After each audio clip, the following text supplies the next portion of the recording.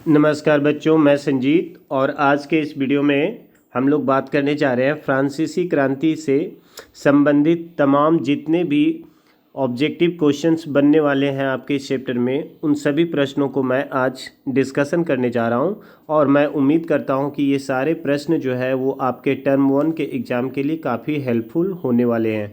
तो चलिए फटाफट वीडियो को हम लोग स्टार्ट करते हैं।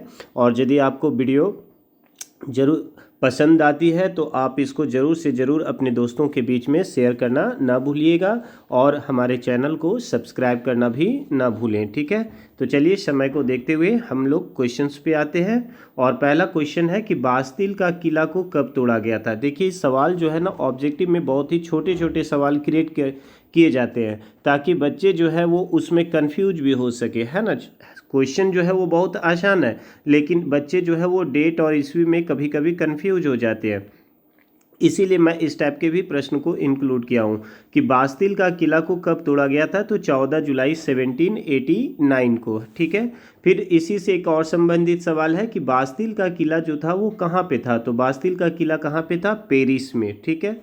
सबसे मोस्ट इम्पॉर्टेंट सवाल कि फ्रांस में क्रांति कब हुई। तो 1789 में, ठीक है।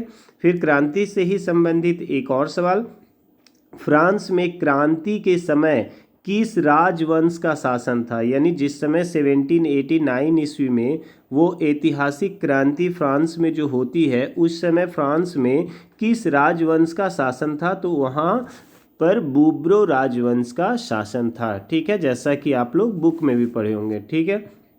अभी हम लोगों ने देख लिया कि बूब्रो राजवंश का तो शासन जरूर था, लेकिन नेक्स्ट सवाल इसी से रिलेटेड है कि फ्रांस में क्रांति के समय फ्रांस का शासक कौन था। राजवंश तो बूब्रो था परंतु वहाँ का शासक कौन था। तो आंसर हो जाएगा लुई 16, ठीक है। फिर लुई 16 से ही संबंधित एक और सवाल कि लुई 16 की पत्नी का नाम क्या था। तो बच्चों आपको याद होगा जो वर्साई के महल में शानो शौकत की जीवन जिया करती थी उसकी पत्नी का नाम क्या था, मेरी एंतवाइनेट, ठीक है, मेरी एंतवाइनेट, याद रखिएगा। नेक्स्ट सवाल आपके स्क्रीन पे दिख रहा होगा कि फ्रांस की मुद्रा क्या थी। फ्रांस की मुद्रा क्या थी। तो फ्रांस की मुद्रा क्या थी, लिवरे। ये बहुत इंपॉर्टेंट क्वेश्चन है, आपको ध्यान से रखना है, ठीक है। फ्रांस की मुद्रा क्या थी। तो फ्रांस की मुद्रा लिवरे थी। पादरी का संबंध किस स्टेट से था। तो पादरी का संबंध जो है वो प्रथम स्टेट से था। मैंने आपको अपने वीडियो में भी बताया था कि फ्रांस के समाज को 3 भाग में बांटा गया था, प्रथम स्टेट, द्वितीय स्टेट और तृतीय स्टेट, है ना। तो पादरी का संबंध जो है वो कौन से स्टेट से था। तो प्रथम स्टेट यानी फर्स्ट स्टेट से था। नेक्स्ट सवाल जो मैं भी बता रहा कि फ्रांस के समाज को कुल कितने भागों में बांटा गया था। तो 3 भाग में, है ना। फर्स्ट स्टेट, सेकेंड स्टेट और फिर आपका थर्ड स्टेट के रूप में बांटा गया था। फ्रांस पर कुल कितना कर्ज था। यानी कि 1789 में क्रांति जिस समय हुई थी उस समय फ्रांस के ऊपर कुल कितना कर्ज था। तो 12 अरब लिब्रे का उसके ऊपर कर्ज था, ठीक है। नेक्स्ट सवाल है कि फ्रांस के शासक से कर्जदाता मतलब फ्रांस के शासक लुई 16 को जो लोग कर्ज दिए थे तो लुई 16 से कितना प्रतिशत ब्याज की वे लोग मांग कर रहे थे, है ना। सारे सवाल जो है वो बिल्कुल NCERT बेस्ड है, कोई भी सवाल जो है वो बाहर से नहीं है। और मैं कोशिश किया हूँ कि आपके मोस्ट ऑफ क्वेश्चंस जो है वो इस चैप्टर से जो भी बन सकता है सभी को मैं कवर करने की कोशिश किया हूँ। तो इसका सही आंसर क्या हो जाएगा, 10%। यानी कर्जदाता जो थे वो शासक से कितना प्रतिशत ब्याज की मांग कर रहे थे। तो 10% ब्याज की मांग कर रहे थे। नेक्स्ट सवाल है कि फ्रांस की कुल आबादी का कितने प्रतिशत लोग जो थे वो किसान थे। तो याद रखिएगा 90% लोग जो थे वो किसान थे परंतु वे भूमिहर किसान थे, उनके पास भूमि का स्वामित्व नहीं था। चलिए ठीक है। नेक्स्ट सवाल है कि फ्रांस में किसे जन्म से विशेष अधिकार प्राप्त था, यानी जन्म से स्पेशल प्रिविलेजेज किनको प्राप्त था, तो प्रथम एवं द्वितीय स्टेट के लोगों को ही जन्म से विशेष अधिकार प्राप्त था, जिस वजह से उन लोगों को टैक्स पे नहीं करना पड़ता था। ठीक है। नेक्स्ट सवाल है कि फ्रांस में कर का बोझ किन पर था, मतलब फ्रांस में टैक्स पेयर्स कौन थे। वही है कि फ्रांस में कर का बोझ किन पर था, तो तृतीय स्टेट। मैंने बताया ना कि वहाँ का समाज 3 पार्ट में बटा हुआ था, प्रथम स्टेट, द्वितीय स्टेट और तृतीय स्टेट। ये 2 जो स्टेट थे इनको जन्म से विशेष अधिकार प्राप्त था, प्रथम स्टेट को और द्वितीय स्टेट को, परंतु तृतीय स्टेट के लोगों पर ही कर्ज का बोझ था, यानी इन्हीं लोगों को केवल टैक्स पे करना पड़ता था, है ना। और उनकी स्थिति जो थी वो बहुत ही खराब थी। नेक्स्ट सवाल है, ये बहुत ही इम्पॉर्टेंट सवाल है, आपको ध्यान में रखना है कि चर्च द्वारा वसूल किया जाने वाला कर क्या था, मतलब वह टैक्स जो वहाँ फ्रांस के चर्च जो होता था वो पब्लिक से लेता था, वो टैक्स का नाम क्या था, तो टाइद। एक दूसरा है टाइल, इसके बारे में भी मैं बात करूँगा। ये एग्ज़ाम में हमेशा बच्चे जो है ना इसमें कंफ्यूज होते हैं कि टाइद था या टाइल था, तो आपको बिल्कुल दिमाग में रखना है। बार बार आप 2 बार वीडियो को देख लीजिए, मैं उम्मीद करूँगा कि आपका इस चैप्टर से एक भी क्वेश्चन नहीं छूटने वाला है। नेक्स्ट है कि सीधे राज्य को अदा किया जाने वाला कर क्या था, मतलब वह टैक्स जो डायरेक्ट वहाँ के शासक को पेड होता था वो कौन था, टाइल, और जो चर्च को पे किया जाता था वो था टाइद, यानी चर्च टाइद और गवर्नमेंट टाइल। ठीक है। नेक्स्ट सवाल है कि 1715 ईस्वी में फ्रांस की जनसंख्या कितनी थी। सब एनसीईआरटी का ही डाटा है, और मैं डेटाबेस वाले भी क्वेश्चन को इसलिए इंक्लूड किया हूँ क्योंकि ये जो टर्म 1 की एग्ज़ाम हो रही है फर्स्ट टाइम इस टाइप के हो रहे हैं, और इसमें किसी भी तरह का सवाल आपको दे सकते हैं आप ताकि कंफ्यूज हो सके, इसलिए सभी तरह के प्रश्नों के लिए आपको बिल्कुल प्रिपेयर रहना चाहिए, है ना। कि वर्ष 1715 ईस्वी में फ्रांस की जनसंख्या कितना था, तो 2.3 करोड़। ठीक है। लेकिन 1789 ईस्वी में यानी 1789 में, यानी जिस समय क्रांति हो रही है उस समय फ्रांस की जनसंख्या कितनी थी, तो 1789 में फ्रांस की जनसंख्या जो थी वो 2.8 करोड़ थी।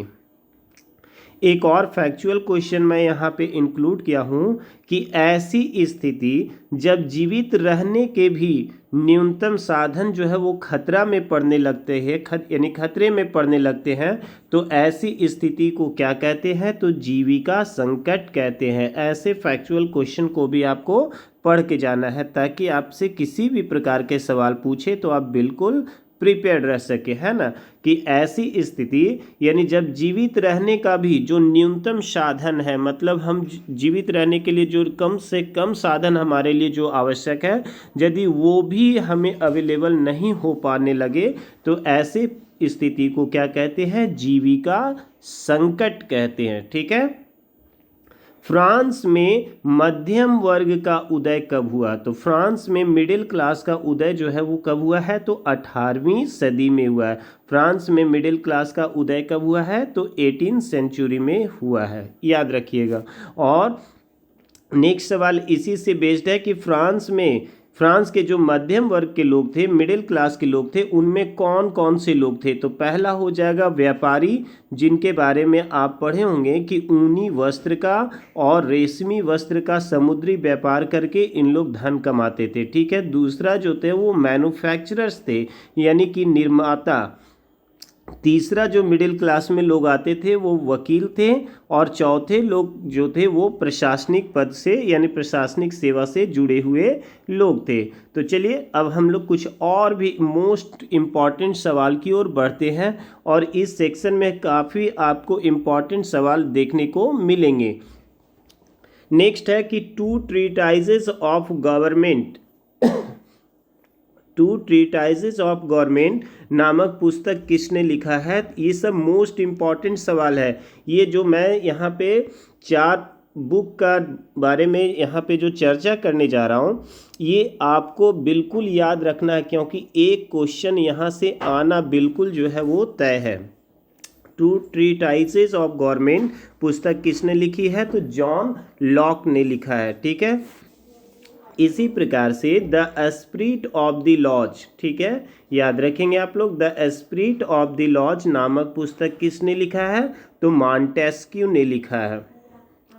एक और the esprit of the laws से ही एक और बेसिक कॉन्सेप्ट है कि the esprit of the laws नामक पुस्तक में मॉन्टेस्क्यू ने सत्ता को किस प्रकार से बांटने पर जोर दिया है।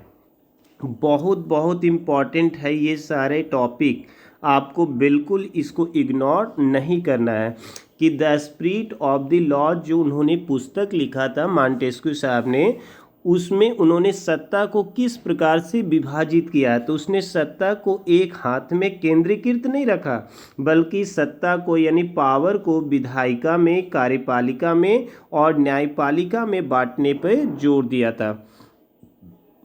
ठीक है, नेक्स्ट एक और सवाल है, सोशल कॉन्ट्रैक्ट जिसे हम हिंदी में कहें तो सामाजिक अनुबंध यानी सोशल कॉन्ट्रैक्ट नामक पुस्तक किसने लिखा है? तो सोशल कॉन्ट्रैक्ट नामक पुस्तक जो है वो कौन लिखे थे? रूसो, जो बहुत ही प्रसिद्ध एक दार्शनिक थे, है ना। नेक्स्ट, फ्रांस में कर वृद्धि के लिए, बहुत ही फैक्चुअल क्वेश्चन है ये, कि फ्रांस में जब टैक्स बढ़ाना होता था तो शासक को किसकी बैठक बुलानी पड़ती थी? आप स्टोरी पढ़े होंगे तो आपको पता होना चाहिए कि वहाँ का शासक जो था वो खुद अपने लेवल से, अपने स्तर से टैक्स को बढ़ा नहीं सकता था। इसके लिए उसे एक विशेष बैठक बुलानी पड़ती थी। तो आपको पता होना चाहिए कि वो बैठक कौन सी थी, यानी किसकी बैठक में यह बात तय होती थी कि टैक्स जो है वो बढ़ाना चाहिए या नहीं बढ़ाना चाहिए। तो इसका सही आंसर हो जाएगा स्टेटस जनरल की, है ना। ये सवाल जो है अगला जो आप देख रहे होंगे ये भी स्टेटस जनरल से ही रिलेटेड है और ये काफ़ी इम्पॉर्टेंट सवाल है ये भी, कि स्टेटस जनरल की अंतिम बैठक जो है वो कब बुलाई गई थी? तो 1614 में, यानी क्रांति के ठीक पहले अंतिम बैठक जो है वो कब बुलाई गई थी? 1614 में। ठीक है, लेकिन क्रांति के ठीक पहले लुई 16 जो है वो कब बैठक बुलाती है, इसको भी हम लोग देखते हैं। स्टेटस जनरल की अंतिम बैठक कब हुई थी? हम लोगों ने देख लिया 1614 में। फिर नेक्स्ट सवाल है कि 1789 में लुई 16 ने स्टेटस जनरल की बैठक कब बुलाया? तो 5 मई 1789 को, यानी लुई 16 ने टैक्स को बढ़ाने के लिए जब ब्याज उससे 10% ब्याज की मांग होने लगती है तो वे फाइनली स्टेटस जनरल की बैठक बुलाने के लिए वो मजबूर हो जाता है। और स्टेटस जनरल की बैठक वो कब बुलाता है? तो 5 मई 1789 ईस्वी को। ठीक है, एक और महत्वपूर्ण सवाल आपके बीच कि नेशनल असेंबली का गठन जो है वो कब हुआ था? कि फ्रांस में नेशनल असेंबली का गठन कब हुआ है? तो फ्रांस में नेशनल असेंबली का गठन 20 जून 1789 ईस्वी को हुआ है। नेशनल असेंबली का जो गठन है वो कहाँ पर हुआ था? तो वर्साई के इंडोर टेनिस कोर्ट में। वो नेशनल असेंबली का गठन कहाँ हुआ बच्चों? आपको याद रखना है, वर्साई के इंडोर टेनिस कोर्ट में। ठीक है, नेक्स्ट सवाल ये भी काफ़ी इम्पॉर्टेंट है कि नेशनल असेंबली का नेतृत्व कौन कर रहे थे? मतलब जो नेशनल असेंबली जिनमें थर्ड स्टेट के लोग थे, आखिर उन लोगों का लीडर कौन थे? तो उन लोगों का लीडर 2 लोग थे, मिराबो और आबे शिए। ठीक है, याद रखिएगा, नेशनल असेंबली का नेतृत्व कौन कर रहे थे? मिराबो, और दूसरा व्यक्ति जो थे वो कौन? आबे शिए। ठीक है, लुई 16 ने नेशनल असेंबली को कब मान्यता दी? याद रखिएगा, नेशनल असेंबली को मान्यता लुई 16 के द्वारा 4 अगस्त 1789 ईस्वी को लुई 16 जो था उसने भी नेशनल असेंबली को अपने तरफ से मान्यता प्रदान कर देते हैं। ठीक है, अगला सवाल आपके बीच में जस्ट अ मिनट, आप लोग रुकोगे। नेशनल असेंबली ने कब फ्रांस में करों, कर्तव्य और बंधनों वाली सामंती व्यवस्था के उन्मूलन के लिए आदेश पारित किया? यानी नेशनल असेंबली जो था वो कब फ्रांस में टैक्स को हटाने के लिए, कर्तव्य और बंधनों वाली सामंती व्यवस्था जिनके तहत किसानों की ज़मीन को हड़प कर रखी गई थी, उसकी समाप्ति के लिए नेशनल असेंबली जो है वो कब आदेश पारित किया था? तो इसका सही आंसर हो जाएगा 4 अगस्त 1789 ईस्वी को ही। ठीक है, 4 अगस्त 1789 ईस्वी को काफ़ी महत्वपूर्ण डिसीजन लिए जाते हैं। उन सभी चीज़ों को हमने यहाँ पे जिक्र किया है कि फ्रांस में पादरी वर्ग का विशेषाधिकार कब समाप्त किया गया। अभी थोड़ी देर पहले हम लोगों ने देखा था ना कि फ्रांस में प्रथम स्टेट और द्वितीय स्टेट के लोगों को जन्म से विशेषाधिकार प्राप्त है ना, तो वही विशेषाधिकार को कब समाप्त किया जाता है? तो 4 अगस्त 1789 ईस्वी को ही। ठीक है, फ्रांस में धार्मिक कर, अभी मैंने बताया था टाइद है ना, फ्रांस में जो चर्च के द्वारा टैक्स वसूल किया जाता था वो क्या था? टाइद। उसको कब समाप्त किया गया? तो ये भी घटना कब होती है? 4 अगस्त 1789 ईस्वी को ही। नेक्स्ट सवाल है कि फ्रांस में चर्च की जब संपत्ति को जब्त की जाती है तो सरकार के हाथ में कितना पैसा आता है? तो 20 अरब लिब्रे का। ठीक है, यानी फ्रांस में जब चर्च की संपत्ति को जब्त की जाती है तो इससे सरकार को कितनी संपत्ति हाथ में आती है? तो 20 अरब लिब्रे का। ठीक है, नेक्स्ट सवाल है कि मिराबो अभी जो हम लोगों ने देखा था कि जो नेशनल असेंबली को लीड कर रहा था, नेशनल असेंबली का नेतृत्व कर रहा था, आखिर उसका संबंध किस वर्ग से था? तो आपको पता होना चाहिए कि वह तृतीय स्टेट से बिलोंग नहीं करता था, बल्कि वो पादरी था, है ना। एक मोस्ट इम्पॉर्टेंट क्वेश्चन है कि तीसरा स्टेट क्या है? आप पढ़े होंगे बुक तो आपको पता होना चाहिए कि तीसरा स्टेट क्या है। नाम से एक बहुत ही प्रभावशाली पंपलेट वो छपवाया था। कौन छपवाया था? तो आबे सिए। तो सवाल क्या है कि तीसरा स्टेट क्या है? इसकी रचना कौन किया था? तो इसकी रचना आबे सिए ने किया था। ओके, नेक्स्ट सवाल है कि नेशनल असेंबली ने संविधान के प्रारूप को कब पूरा किया? नेशनल असेंबली जो थी वो संविधान के प्रारूप को कब पूरा किया? तो 1791 को। ओके, नेक्स्ट सवाल है कि फ्रांस में संविधान निर्माण होने के पश्चात मतदान करने का अधिकार सिर्फ किनको था? सक्रिय नागरिकों को, है ना। तो मतदान करने का अधिकार सिर्फ किनको मिला था? तो सक्रिय नागरिक, जो कितना एज था उनका? कम से कम होना चाहिए 25 वर्ष से ऊपर होना चाहिए। और दूसरी चीज़ कि वो 3 दिन के बराबर, है ना, 3 दिन की बराबर वो कम से कम टैक्स वो पे करता हो। ठीक है, तो वो व्यक्ति को क्या माना गया था? सक्रिय नागरिक माना गया था। ठीक है, नेक्स्ट सवाल है कि फ्रांस में सक्रिय नागरिकों की संख्या जो थी वो कितनी थी?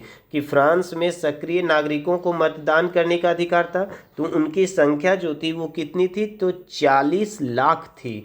अब यहाँ पे जो मैं कुछ क्वेश्चंस बनाया हूँ, उम्मीद रखिए आप कि यहाँ से एक सवाल आपके एग्जाम में बिल्कुल प्रिंटेड रहेंगे 100%, ये मेरे विश्वास है।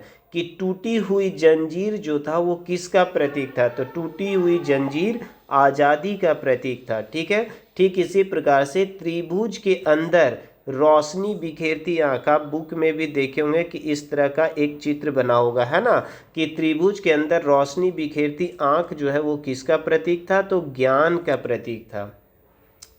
नेक्स्ट है छड़ों का बर्छीदार गट्ठर। छड़ों का बर्छीदार गट्ठर किसका प्रतीक था? तो छड़ों का बर्छीदार गट्ठर जो है वो एकता का प्रतीक था। ठीक है, और सबसे महत्वपूर्ण सवाल, फ्रांसीसी क्रांति की सबसे बड़ी देन क्या थी? यानी फ्रांसीसी क्रांति से पूरे विश्व को क्या मिला? तो याद रखिएगा, स्वतंत्रता, समानता और बंधुत्व का जो विचारधारा है ये फ्रांसीसी क्रांति की सबसे बड़ी देन है। तो फ्रांसीसी क्रांति की सबसे बड़ी देन जो पूरे विश्व के लिए थी वो क्या थी? स्वतंत्रता, समानता और बंधुत्व का विचारधारा, है ना। नेशनल असेंबली ने प्रशा होगा, यहाँ पे मिस्टेक हो गया टाइपिंग में, प्रसाद, ठीक है, प्रशा आप समझिएगा कि नेशनल असेंबली ने प्रशा एवं ऑस्ट्रेलिया नहीं ऑस्ट्रिया, दोनों जगह यहाँ पे मिस्टेक है। प्रसाद के जगह पे आप प्रशा समझिए और ऑस्ट्रेलिया के जगह पे ऑस्ट्रिया समझेंगे। के विरुद्ध युद्ध की घोषणा कब किया? तो अप्रैल 1792 ईस्वी में उसने प्रशा और ऑस्ट्रिया दोनों के खिलाफ युद्ध की घोषणा करती है, ठीक है। नेक्स्ट सवाल है, मार्सिले की रचना किसने की थी? तो मार्सिले की रचना कौन किया था? रॉजेट दी लायल। इंपॉर्टेंट क्वेश्चन है ये, याद रखिएगा। मार्सिले की रचना किसने किया था भाई? मार्सिले एक गीत था, है ना, और इसकी रचना कौन किया था? तो रॉजेट दी लायल ने किया था, ठीक है। फ्रांस की सबसे लोकप्रिय राजनीतिक क्लब क्या था? यानी उस समय फ्रांस में सबसे पॉपुलर पॉलिटिकल क्लब जो था वो कौन था? तो जैकोबिन। याद रखिएगा आप, जैकोबिन क्लब से आपके एग्जाम में एक क्वेश्चन बिल्कुल आने चाहिए, ठीक है, क्योंकि आपके एग्जाम में हिस्ट्री से सिर्फ एक चैप्टर आपको पूछने वाला है, तो उम्मीद करिए कि जैकोबिन क्लब से भी आपका एक सवाल बिल्कुल आएगा। नेक्स्ट सवाल है कि जैकोबिन क्लब का प्रमुख नेता कौन था? तो जैकोबिन क्लब का प्रमुख नेता कौन थे? मैक्समिलियन रोबेस्पियर, ठीक है। नेक्स्ट है, जैकोबिन क्लब के लोगों को किस नाम से जाना जाता था? जैकोबिन क्लब के लोगों को सौकुलात के नाम से जाना जाता था, ठीक है। फ्रांस में लाल रंग की टोपी, याद रखिएगा, फ्रांस में लाल रंग की टोपी जिसे जैकोबिन क्लब के सदस्य पहनते थे वह किस चीज का प्रतीक था? मतलब जितने भी जैकोबिन क्लब के सदस्य थे वो सामान्यतः लाल रंग की टोपी पहनते थे और वह लाल रंग की टोपी स्वतंत्रता का प्रतीक था। किस चीज का प्रतीक था? स्वतंत्रता का, ठीक है। मोस्ट इंपॉर्टेंट सवाल कि फ्रांस में राजतंत्र का अंत कब हुआ? फ्रांस में राजतंत्र का अंत जो है वो 21 सितंबर 1792 ईस्वी को होता है, ठीक है। फ्रांस में राजतंत्र का अंत कब हुआ है? 21 सितंबर 1792 ईस्वी को, याद रखेंगे आप लोग। फ्रांस गणतंत्र कब बना? ये दोनों सवाल आपके लिए बहुत मायने रखती है, इसलिए आपको याद रखिएगा कि फ्रांस गणतंत्र कब बना है? तो 21 सितंबर 1792 ईस्वी को ही फ्रांस जो है वो गणतंत्र बनता है, ठीक है। फ्रांस में किसके शासन को आतंक की राज की संज्ञा दी गई है? यानी फ्रांस में किसके शासनकाल को आतंक की राज की संज्ञा दी गई है? तो याद रखेंगे रोबेस्पियर, जो जैकोबिन क्लब के प्रमुख नेता थे ना, मैक्समिलियन रोबेस्पियर, उन्हीं के शासनकाल को किसकी संज्ञा दी गई है? तो आतंक की राज की संज्ञा दी गई है, ठीक है। मैक्समिलियन रोबेस्पियर को गिलोटिन पर कब चढ़ाया गया है? तो 1794 ईस्वी में उनको गिलोटिन पर चढ़ाया जाता है। और आतंक की राज कब से कब तक चला है? तो 1791 से 1793 का जो दौर रहा है फ्रांस में, इसको आतंक की राज की संज्ञा दी गई है। और फाइनली मैक्समिलियन रोबेस्पियर को भी 1794 ईस्वी में गिलोटिन पर चढ़ा दी जाती है और इसी के साथ आतंक के राज की समाप्ति हो जाती है। इन चीज़ों को आप बिल्कुल भूलेंगे नहीं। फ्रांस में डायरेक्टरी शासन की शुरुआत जो है कब हुई? फ्रांस में डायरेक्टरी शासन, याद रखिएगा, यानी आतंक के राज की जब समाप्ति होती है तो फ्रांस की सत्ता जो है वो डायरेक्टरी के हाथों में चली जाती है। तो उस डायरेक्टरी की शुरुआत कब होती है? अच्छा, मैं यहाँ पे आंसर नहीं लिखा हूँ, तो 1795 ईस्वी, याद रखिएगा।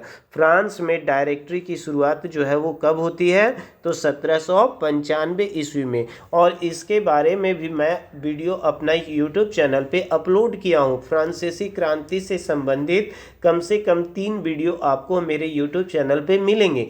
यदि आपको कॉन्सेप्ट में कहीं प्रॉब्लम है तो बिल्कुल आप हमारी यूट्यूब चैनल पे विजिट कीजिए और फ्रांसीसी क्रांति का बखूबी आप अपने कॉन्सेप्ट को बना सकते हैं।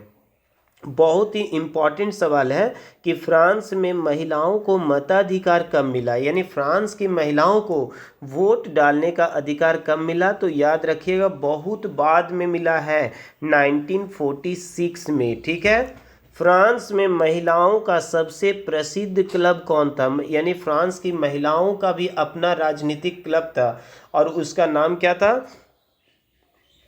The society of revolutionary and Republican women. ठीक है, क्या नाम था? The society of revolutionary and Republican women. Next सवाल है कि फ्रांस में दास प्रथा का अंत कब हुआ? याद रखिएगा, फ्रांस में दास प्रथा का अंत कब हुआ है?